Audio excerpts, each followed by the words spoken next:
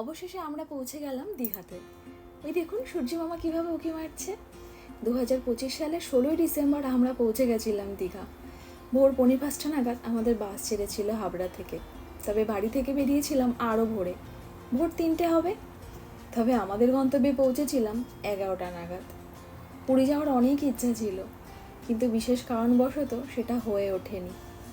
তবে শুনেছি দীঘার জগন্নাথ মন্দিরও নাকি ভারী সুন্দর তৈরি করেছে, একদম পুরীর জগন্নাথ মন্দিরের আদলেই। তাই ভাবলাম দীঘার জগন্নাথ মন্দির দেখেই না হয় সেই ইচ্ছাটা পূরণ করি। কথায় কথায় পৌঁছে গেছি একদম জগন্নাথ মন্দিরের সামনে। বাস থেকে নেমেই একটা ভ্যান রিক্সা নিয়ে নিয়েছিলাম, যাতে হোটেলে ঢোকার আগে এই মন্দিরটাকে দূর থেকেই সই, তাও যেন একটু দর্শন করতে পারি।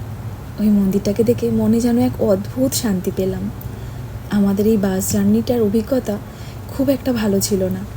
এই 5-6 ঘন্টা জার্নিতে আমরা ভীষণ পরিমাণে কাহিল হয়ে পড়েছিলাম, তাই খুব দরকার ছিল একটু রেস্টের।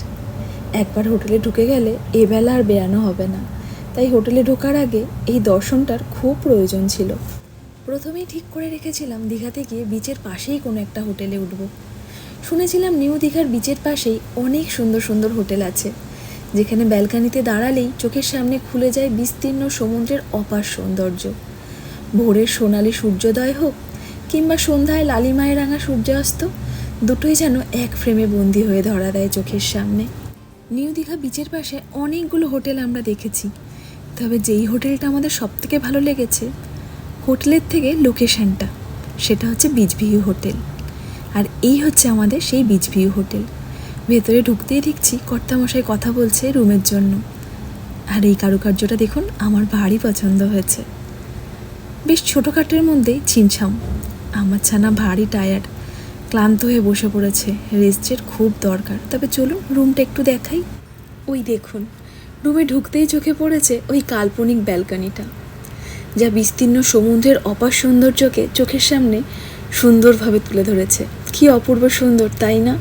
জানি না কতটা আপনাদের বোঝাতে পারছি, তবে আমার ছানার মনটা কিন্তু ভারী খারাপ। এত ঘন্টার বাস জার্নিতে একেবারে ক্লান্ত হয়ে পড়েছিলাম, চোখে মুখে ফুটে উঠেছিল সেই ক্লান্তি। কিন্তু ব্যালকনি থেকে সমুদ্রটাকে দেখতে পেয়ে আমার ছানা সব ভুলে গেছে ওই ক্লান্তির কথা। ছোট্ট মনটা বায়না ধরে বসলো এক্ষুনি সমুদ্রে নামবে। তবে ক্লান্তির কাছে হেরে গিয়ে ইচ্ছাটা বন্ধই করে রাখলাম। ইচ্ছা থাকা সত্ত্বেও আর যাওয়া হলো না এই মুহূর্তে। তবে এই বেলা এইটুকুই। দেখা হবে পরের ব্লগে।